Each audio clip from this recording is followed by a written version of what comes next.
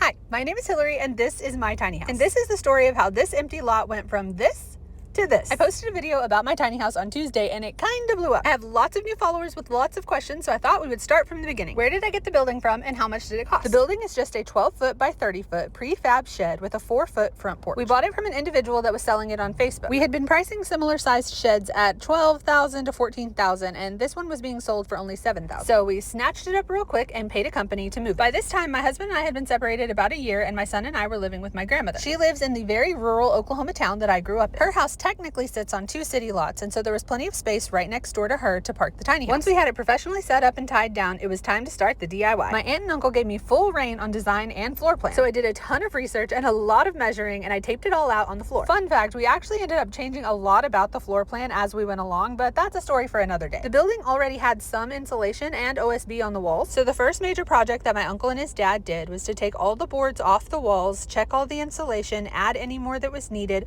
run all the electrical wiring, put the boards back up, and then add sheetrock where it was needed. After that was done, it was time to start adding the walls for the bathroom. My uncle and his dad can literally do anything. If there was anything they didn't know how to do, they knew someone to ask about it. They are the true MVPs of this tiny house build. So once all the insulation was done, the wiring was done, the walls were as they should be, it was time to do the first coat of primer. And then because my silly goose self wanted perfectly crisp white walls, we had to do the second coat, and then the third coat, and then the fourth coat, and you get the picture. But then once all the walls were nice and white, that is when it really started to take shape. We got this cute little bathroom vanity from Lowe's, this little shower kit from Ace Hardware. The kitchen cabinets were prefab from Lowe's, as well as the countertop. I painted this cute little accent wall into the bathroom. We got the light fixtures hung. The light fixtures, faucet, and sink got put in the kitchen, and then the paint got colorful. The kitchen cabinets were asked about so many times in Tuesday's video, and that just makes my heart so happy. This was just a clearance can of Benjamin Moore paint we found at Ace Hardware that I had them do in the color Jade Romanesque. I got so many raised eyebrows when I told people I was going to paint the kitchen cabinets green, but I am obsessed the way they turned out, and anytime someone compliments them on one of my videos, it just makes my whole day. So once I got that painted, I added these little handles from Amazon, and I think it just all came together so beautifully. And I think that's where I'll stop this video. It's already getting a little long, and I don't want to skip any of the details people have asked about. So let me know in the comments what you think so far, and if you have any questions, and I will see you in the next one.